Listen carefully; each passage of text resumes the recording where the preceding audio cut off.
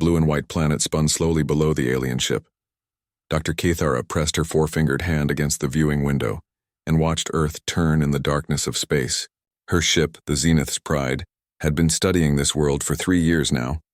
The humans living on the planet below had no idea they were being watched.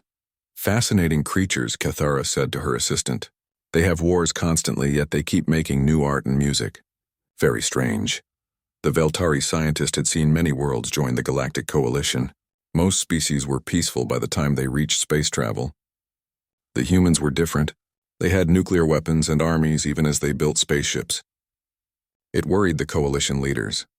Admiral Lisa Carter stood on the bridge of the Earth Defense Force headquarters. She was looking at the same stars that Cathara was seeing, but from the planet's surface. Carter had short gray hair and tired eyes. She had spent 30 years protecting Earth from threats that might come from space. "Admiral," said Lieutenant Amy Walsh, walking up with a tablet in her hands. "We're getting something strange from the radio telescopes. It looks like an artificial signal." Carter took the tablet and looked at the data. The signal was definitely not natural. It was coming from empty space near Jupiter. "Get me Captain Brooks," she said. "And wake up the President." On the alien ship, Ambassador Thelos was getting ready for first contact. The tall, thin alien wore robes that changed colors with his mood. Right now, they were a cautious yellow. He had done this 17 times before with other species. Usually it went the same way. "The humans have noticed our presence," reported Commander Kelthera from the bridge. "They are scanning our position." "Good," Thelos said. "Begin the standard first contact protocol. Let them know we come in peace." The message was sent in mathematical language that any spacefaring species would understand. It took 6 hours to reach Earth. When it did, every government on the planet went into emergency session. Captain Ryan Brooks commanded the human diplomatic ship Unity's Dawn. It was not a warship, but it carried enough weapons to defend itself. Brooks was a careful man who had served in 3 different Earth wars. He knew that first meetings could go wrong very quickly. "Sir," said his communications officer, Danny Parker, "we're getting a response to our reply. They want to meet in neutral space between here and Jupiter." Brooks nodded. "Tell Admiral Carter we're ready to go." "And Danny? Make sure all our defensive systems are online but hidden. I don't want to look aggressive, but I want to be ready." 3 days later, the 2 ships met in the cold space between planets. The alien vessel was 3 times larger than the human ship and looked like a crystal sculpture. It was beautiful, but also showed how much more advanced their technology was. Brooks, Admiral Carter, and Lieutenant Walsh took a shuttle to the alien ship. The meeting room was filled with warm light and had gravity that felt almost like Earth's. 6 different aliens were waiting for them. Ambassador Thelos stepped forward. His robes were now blue and green, showing friendship. "Welcome, humans of Earth. I am Thelos of the Veltari people. We represent the Galactic Coalition of Peaceful Worlds."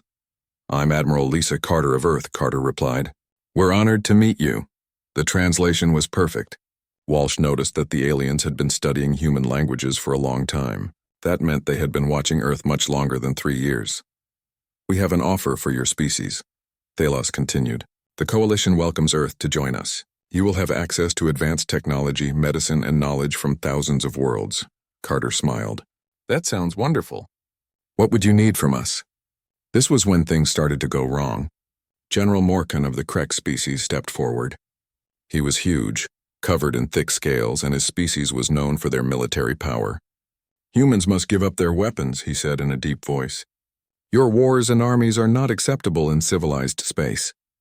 "All species must be peaceful before joining," added Thelos. "We will help you destroy your weapons and teach you better ways to solve problems." Admiral Carter's expression did not change, but Lieutenant Walsh saw her hands tighten slightly. "That's a very generous offer," Carter said carefully. "But we would need time to discuss this with our people. Giving up our defenses is a big decision." General Morkan made a sound like an angry growl. "There is nothing to discuss. Primitive species always resist at first. You will learn that war is unnecessary when you have the Coalition's protection." "We appreciate your protection," Captain Brooks said, "but humans prefer to be able to protect themselves as well." The aliens looked at each other. This was not going as planned. Usually species were eager to give up their weapons in exchange for advanced technology. The humans seemed different. "Perhaps," said Dr. Cathera, speaking for the first time. "The humans need to see the benefits of peace before they make their decision." "No," General Morgan said firmly. "They will comply with coalition standards immediately. All weapons must be surrendered before they leave this meeting." Colonel Steve Grant, who had been quiet until now, stepped forward. He was in charge of security for the human delegation. "Sir," he said to Admiral Carter, "I'm detecting weapons locks on our shuttle." The room became very tense very quickly. The aliens had not expected humans to notice their targeting systems. Most species did not have such advanced sensors on their small ships. "This is just a precaution," Thelos said quickly. "We mean no harm." "Neither do we," Admiral Carter said. "But if you're pointing weapons at us, this meeting is over." General Morgan laughed. It was not a pleasant sound. "You are in no position to make demands, humans. Your single ship cannot fight our fleet." "Our single ship?" Carter asked. "Who said we only brought one ship?" This was when the aliens realized they had made their first mistake. They had been so focused on the diplomatic vessel that they had missed the 3 human warships hiding in the asteroid field nearby. Lieutenant Walsh smiled as she watched the alien faces change. "Perhaps," Admiral Carter said calmly, "we should start this conversation over, and this time nobody points weapons at anybody." But it was too late. General Morgan was already calling for more coalition ships. The aliens had decided that humans needed to be taught a lesson about respecting their betters. The humans were about to teach the aliens a lesson about something else entirely.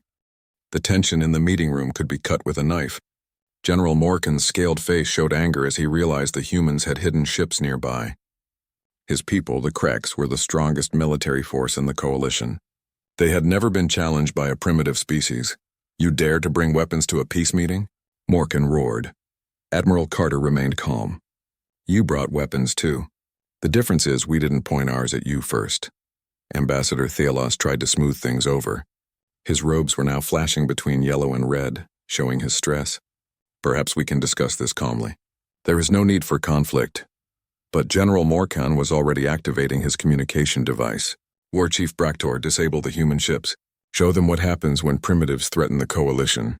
On the Krek's battlecruiser Dominance, War Chief Bractor smiled. His species loved a good fight, even against weak opponents. "Target their engines only," he ordered. "We want them alive to learn their lesson." Captain Brooks felt his ship shake as the first energy blast hit the Unity's dawn. "All hands defensive positions." He called over the comm system. The human ship's shields came online, surprising the Kreks with their strength. Lieutenant Commander Lisa Hayes was at the weapons console. She was a small woman with steady hands and 20 years of space combat experience. "Sir, their energy weapons are stronger than ours, but they're using a very predictable pattern." "Noted," Brooks said. "Danny, send the emergency signal to Earth. Tell them we're under attack." Communications Officer Danny Parker's fingers flew over his console. The message burst reached Earth in minutes, much faster than the aliens expected. Human communication technology was better than the Coalition had guessed. On Earth's Lunar Defense Station, Captain Tony Mitchell received the alert. He was a young officer but very smart about space tactics. "All ships, prepare for immediate departure. We have humans under attack near Jupiter."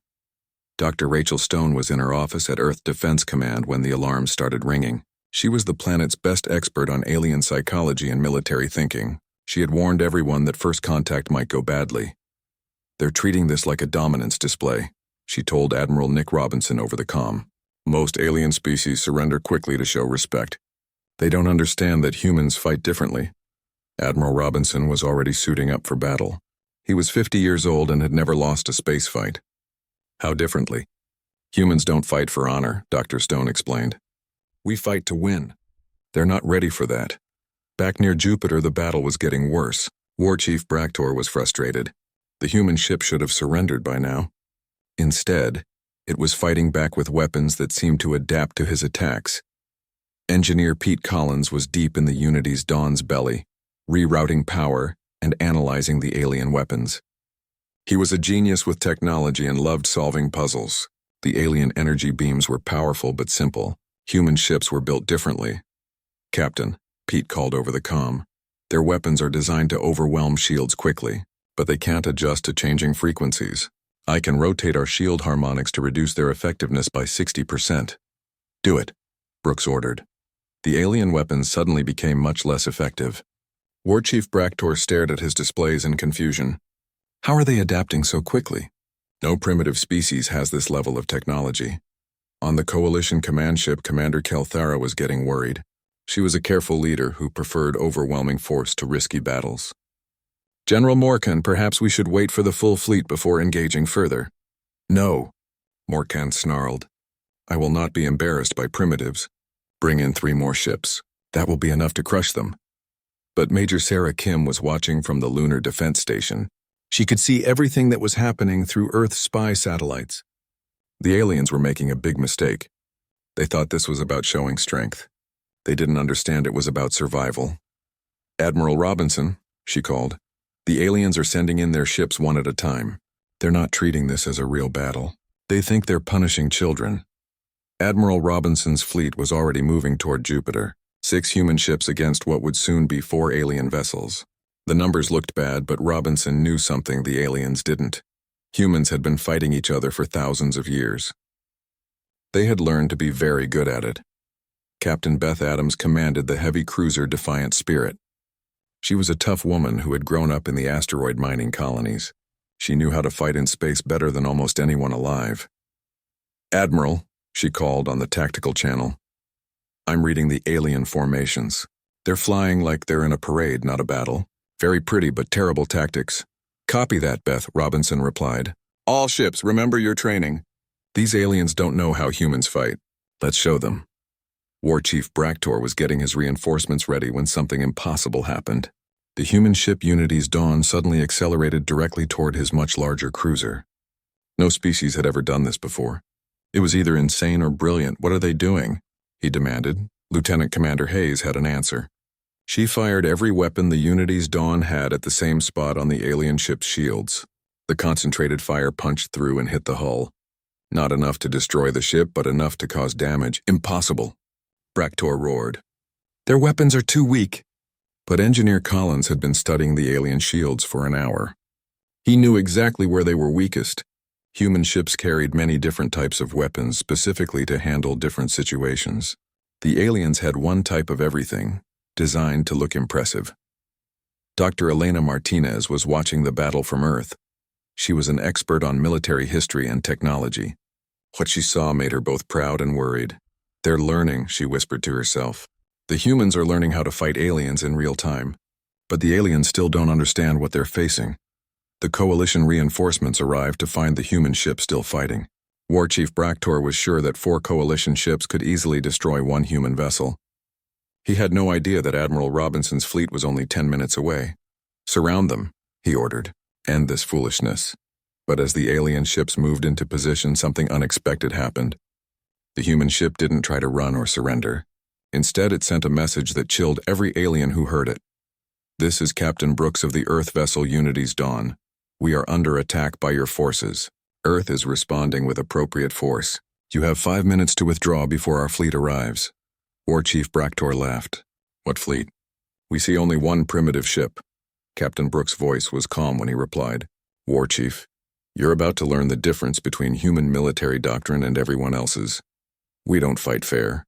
We fight to win. In the distance, 6 human warships dropped out of faster-than-light travel. They were smaller than the Coalition ships, but moved like hunting wolves. The aliens were about to get their first lesson in human pack tactics. The real battle was about to begin. Admiral Nick Robinson watched the alien fleet through his ship's main screen. 4 Coalition vessels surrounded the damaged Unity's Dawn. The alien ships were beautiful, with smooth curves and bright lights. They looked like they belonged in a museum, not a battle. All ships, this is Robinson. Remember, we're not here to start a war. We're here to end one. The human fleet spread out in a formation the aliens had never seen before. Instead of flying in neat lines like civilized species, the human ships moved like they were alive. Each one took a different angle, making it impossible for the aliens to target them all at once. War Chief Bractor stared at his screens in confusion. What kind of formation is this? Where is their command ship? His tactical officer, a young Krex named Gorth, shook his head. Sir, they don't seem to have one. Each ship is acting independently, but they're coordinated somehow. This was the first thing that truly worried Bractor. In coalition military doctrine, you always targeted the command ship first. If you destroyed it, the whole fleet would surrender. But the humans didn't seem to have a single leader. Captain Beth Adams brought her cruiser Defiant Spirit around the largest alien ship. Her crew had trained for this moment their whole lives, but they had always expected to fight other humans. Fighting aliens was different, but the basics were the same. Target their weapon systems, she ordered. Let's see how they fight when it's fair. Lieutenant Mike Davis was leading the Marine boarding teams on Admiral Robinson's flagship. He was a big man with steady nerves and 30 years of combat experience on Earth. He had fought in jungles, deserts, and cities. Space was just another battlefield. "Sir," he said to Robinson, "if we can get aboard one of their ships, we can learn how their technology works, and maybe convince them to stop shooting at us." Robinson nodded. "Wait for my signal, Mike. We might need that option." The battle began when War Chief Bractor fired his main weapons at the closest human ship. He expected to destroy it quickly and force the others to surrender. Instead, something happened that no coalition officer had ever seen. Captain Tony Mitchell's destroyer Swift Arrow took the hit on its forward shields. But instead of trying to run or fight back immediately, Mitchell did something that confused every alien watching. He called for help. "Adams, this is Mitchell. I'm taking heavy fire. Can you assist?" Captain Adams immediately changed course to help Mitchell. Her ship added its weapons to his, concentrating their fire on Bractor's cruiser. The war chief watched in amazement as the human ships worked together like parts of a single machine. "They're helping each other," he said in disbelief. "No species does that. Each ship should be trying to save itself." Commander Chris Johnson was aboard the human ship Vigilant. He had studied every battle in human history and knew that cooperation was humanity's greatest weapon. While the aliens were trying to figure out what the humans were doing, Johnson was implementing a strategy that was thousands of years old. "All ships, execute Wolfpack Formation 7, he transmitted. The human fleet suddenly split into 3 groups. Each group attacked a different alien ship, but they were all connected by communication links that let them share information instantly. When one group found a weakness in alien shields, all the other groups knew about it immediately. Dr. Elena Martinez was watching the battle from Earth through satellite feeds. What she saw made her both amazed and proud. The human ships were fighting like they had one mind, but each captain was making their own decisions. "This is how humans fight," she whispered. "Not like individuals, but like a pack." War Chief Bractor was getting desperate. His ships were bigger and had stronger weapons, but the humans were everywhere at once. Every time he tried to target one human ship, 2 others would attack him from different directions. "Call for reinforcements," he ordered. "All available ships to this position." But Lieutenant Colonel Kate Brown was monitoring alien communications from her ship Steadfast. She was an intelligence officer who spoke 17 different languages and understood alien psychology better than most humans. "Admiral," she called to Robinson. "They're calling for help. 8 more ships are coming. We'll be outnumbered 3-1. Robinson smiled grimly. "Good, let them come. Mike, get your Marines ready. We're going to teach these aliens about human boarding tactics." The alien reinforcements arrived 20 minutes later to find chaos. The original 4 coalition ships were badly damaged, and the human fleet was still intact. Fleet Commander Kelthara led the reinforcements personally. She was a careful leader who believed in overwhelming force. "This ends now," she transmitted to the human fleet. "Surrender immediately or be destroyed." Admiral Robinson's reply surprised everyone listening. "Commander, we don't want to destroy your ships. We want to talk. But if you keep shooting at us, we'll defend ourselves." Kelthara couldn't believe what she was hearing. The humans were outnumbered, outgunned, and still offering to negotiate. It was either the bravest thing she had ever heard or the most foolish. "Humans have no honor." General Morkan's voice came over the communication channel. He was still aboard the diplomatic ship watching the battle. "They fight like animals." Captain Alex Turner was commanding the human ship Brave Dawn. He had heard the aliens' insult, and it made him angry. Turner was a quiet man most of the time, but he didn't like bullies. "General," he transmitted back, "we fight like humans. You're about to learn the difference." The second battle began when the alien reinforcements opened fire with everything they had, 12 coalition ships against 6 human vessels. The aliens expected a quick victory, but they were about to learn something important about human military doctrine. Sergeant Mike Davis and his Marines launched their boarding pods toward the nearest alien ship. The pods were small and fast, designed to punch through enemy hulls and deliver troops directly into enemy vessels. The aliens had never seen anything like them.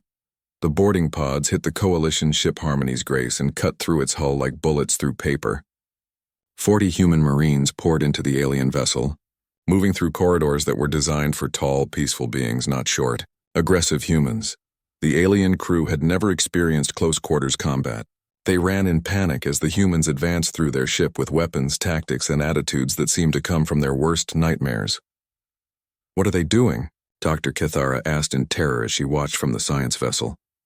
"They're showing us what it means to be human," Ambassador Thelos replied. His robes were now completely black with fear. The battle was about to take a turn that would change everything the aliens thought they knew about warfare. The humans were just getting started. Sergeant Mike Davis moved through the alien ship like a force of nature. His Marine squad followed behind him, checking every corner and securing every room. The alien crew had never seen anything like human soldiers in combat gear. "Clear left," called Corporal Jenny Martinez as she checked a side corridor. "These aliens don't even have security doors." Davis nodded grimly. The coalition ship was designed for a peaceful crew. There were no weapons lockers, no defensive positions, no blast doors. It was like boarding a floating hotel instead of a warship. "Command, this is Davis," he spoke into his comm unit. "The enemy crew is unarmed and hiding. No resistance encountered. Recommend we secure their bridge." On the human flagship, Admiral Robinson received the report with mixed feelings. Part of him was proud of how effective his Marines were. Another part was worried about what this meant. "Copy that, Mike. Secure the ship, but treat the crew well. We're not pirates." Meanwhile, the space battle was getting worse for the coalition. Captain Alex Turner's ship Brave Dawn was badly damaged from enemy fire, but Turner refused to retreat. His ship had lost main power and most of its weapons. "Sir," his engineering officer called out, "we're losing life support. We need to evacuate." Turner looked at the alien fleet through his cracked view screen. The coalition ships were beautiful and powerful, but they fought like they were afraid of getting hurt. Human ships were smaller and weaker, but they fought like they meant it. "Negative," Turner said calmly. "All crew to escape pods. Set course for the enemy flagship." His crew stared at him in shock. "Sir, you can't ram them." "The ship's too damaged. The ship's too damaged to fight," Turner replied. "But it's not too damaged to send a message." Turner stayed on the bridge alone as his crew evacuated. He watched the escape pods fly toward the other human ships, knowing his people would be safe. Then he turned his dying vessel toward the largest coalition cruiser and pushed the engines to maximum power. War Chief Bractor saw the human ship coming straight at him. "What is he doing?" "This is madness." "Sir, he's going to ram us," his tactical officer reported. "Impact in 30 seconds. Impossible." No civilized being would sacrifice themselves like this. But humans weren't like other species. Turner's ship slammed into the coalition cruiser's side, tearing through shields and armor like paper. The explosion lit up space like a new star. The alien fleet stopped shooting. Every coalition captain stared at the wreckage in stunned silence. They had never seen anything like it. A human had destroyed his own ship just to damage theirs. Dr. Kathura was recording everything from the science vessel. Her hands were shaking as she made her notes. The human captain stayed with his ship. He chose to die rather than retreat.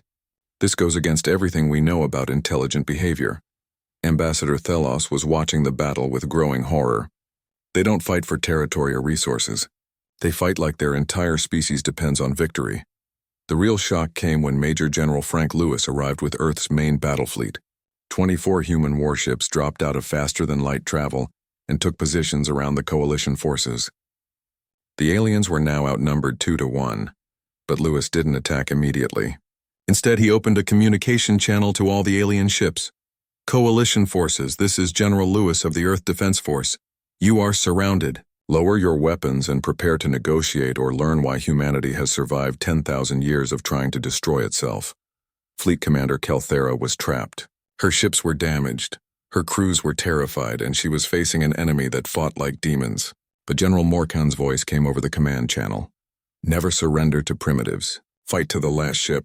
The proud Krex general would rather die than admit defeat to a species he considered beneath him. It was the worst decision he could have made. Commander Laura Davis was captain of the human battleship Iron Will. She was Frank Lewis's daughter and had inherited his tactical genius. When the coalition refused to surrender, she smiled coldly. All ships, implement Protocol 7. No more mercy. The human fleet attacked with coordination that amazed even their enemies. Every ship seemed to know what every other ship was doing. When one human vessel was threatened, 3 others would immediately move to protect it. When an alien ship was damaged, 5 human ships would focus fire on it until it was destroyed. Engineer Joe Clark was aboard Admiral Robinson's flagship, monitoring the battle through the ship's computers. He was a quiet man who preferred machines to people, but he understood warfare better than most generals. "Admiral," he reported, "I've been analyzing their technology during the fight.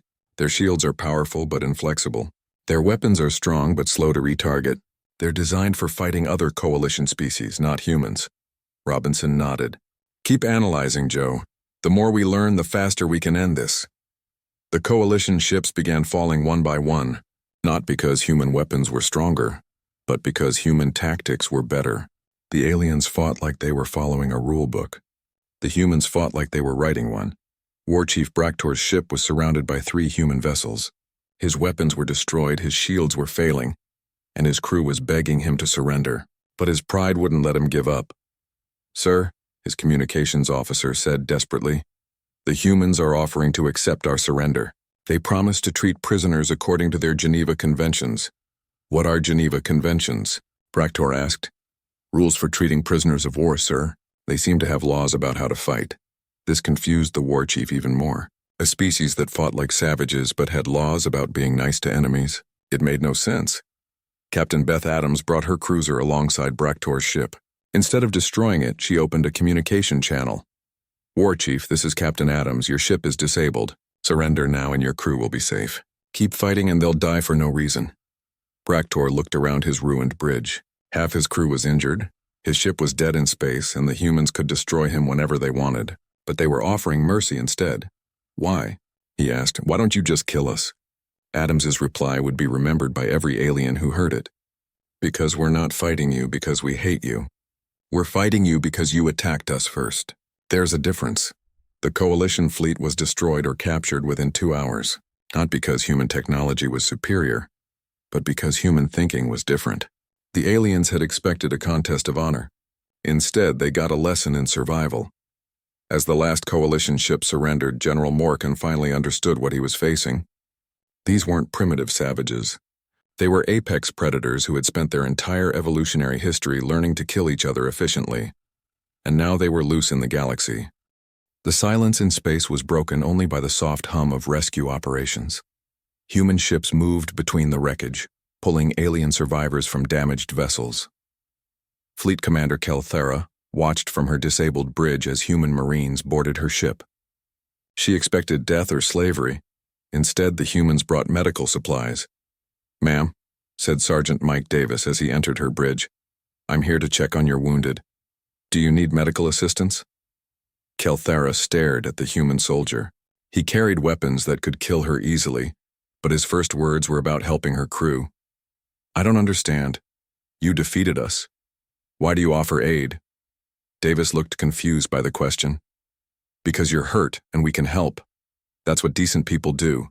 This simple answer would change everything the coalition thought they knew about warfare. Dr. Kelthera was already writing reports that would shock the galaxy. The humans didn't just fight differently, they thought differently. Captain Ryan Brooks was finally back aboard his own ship, the Unity's Dawn. His vessel was damaged but intact. More importantly, the diplomatic mission was still possible. Admiral Lisa Carter stood beside him as they watched the human fleet organize itself. "Admiral," Brooks said quietly, "what do we do now? We came here to make peace, and instead we started a war." Carter was thinking the same thing. The first contact with aliens had gone as badly as possible, but maybe something good could still come from it. "We finish what we started," she decided, "but this time we do it from a position of strength." Admiral Nick Robinson was dealing with prisoners. His ships now held over 3,000 alien crew members from the destroyed coalition vessels.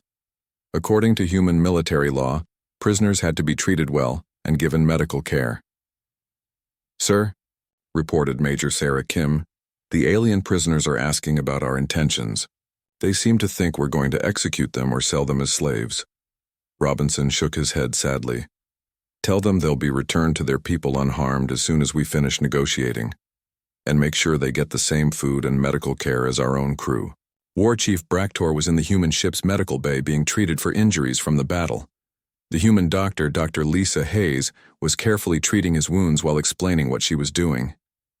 The burns aren't too bad, she said as she worked. You'll have full use of your arm in a few weeks. Bractor couldn't understand why an enemy was helping him heal. In Krek's culture, defeated warriors were left to die or killed quickly. Why do you save my life? I tried to kill your people. Dr. Hayes paused in her work. Because that's what doctors do. We save lives. It doesn't matter whose life it is. This conversation was being recorded by human intelligence officers. They were learning as much about alien thinking as the aliens were learning about human thinking. Ambassador Thelos was aboard the human flagship as a guest, not a prisoner. Admiral Robinson had invited him to observe how humans treated defeated enemies. The ambassador's robes were a confused mixture of colors as he tried to process what he was seeing. Your people confuse me greatly, he told Robinson. You fight with such violence, yet you show such kindness to prisoners. Robinson poured coffee for both of them as they talked. Mr. Ambassador, humans learned long ago that how you treat your enemies after a war determines whether you'll have another war later. Dr. Rachel Stone arrived from Earth 3 days later aboard a fast diplomatic ship. She was there to help explain human psychology to the confused aliens. Her first meeting was with Dr. Cathara, who had been studying humanity for years. Your species is impossible, Cathara said as they sat in the human ship's conference room. You have nuclear weapons but also nature preserves. You write beautiful music but also perfect battle plans. How can one species contain such contradictions? Dr. Stone smiled. That's not a contradiction. That's the point. We fight so hard because we have so much worth protecting. The real breakthrough came when General Morkan finally agreed to meet with human leaders. The proud Krex was still angry about his defeat, but he was also curious about these strange creatures who had beaten his fleet. You fight without honor, he accused Admiral Robinson. You use tricks and deception instead of meeting us in fair battle. Robinson nodded calmly. You're right, we don't fight for honor. We fight to protect what we love. There's nothing fair about war, General.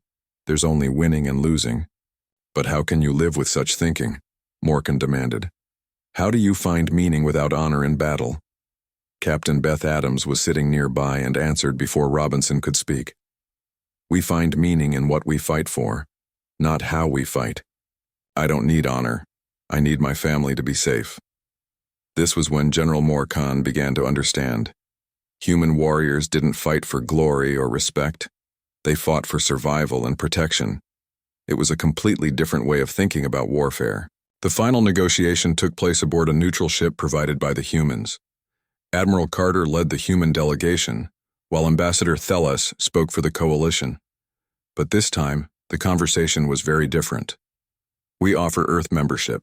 In the coalition, Thelos began, but with full rights and protections, no demands for disarmament, no requirements to change your military. Carter studied the formal treaty documents.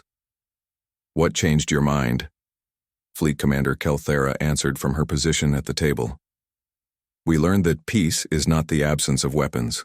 Peace is having weapons in the hands of people who don't want to use them. Dr. Cathara was writing her final report about humanity. It would become required reading for all coalition military officers and diplomats. Her conclusions would change how the galaxy thought about warfare forever. Humans are not warlike because they enjoy violence, she wrote. They are warlike because they understand the cost of not being ready for violence. They study war so they can preserve peace. The treaty was signed 3 weeks after the battle. Earth joined the Galactic Coalition as an equal member, not a junior partner. Human military forces would help protect coalition space from external threats. In exchange, humanity gained access to alien technology and knowledge, but the most important change was in thinking. The coalition had learned that true peace wasn't about getting rid of weapons. True peace was about making sure that the people with weapons were the kind of people who didn't want to use them. Lieutenant Amy Walsh was working as a translator during the final ceremonies. A young alien officer approached her with a question that showed how much things had changed. "Translator Walsh," the alien asked, "why do humans study war if they love peace?" Walsh smiled at the question. It was the same thing she had wondered before joining the military. "We study war because we love everything else," she explained. "We learn to fight so our children won't have to." The alien officer thought about this for a long moment. "Your species is very wise," he said finally. "No," Walsh replied. "We're just very human." As the treaty ceremonies ended and the alien fleets departed, Admiral Carter stood on her ship's bridge looking out at the stars. The galaxy was no longer an unknown danger. It was humanity's new home, but the humans would continue to study war, to practice tactics, and to build weapons. Not because they loved fighting, but because they loved peace too much to leave it undefended. The aliens had learned human war protocols. Now they could sleep safely because of them.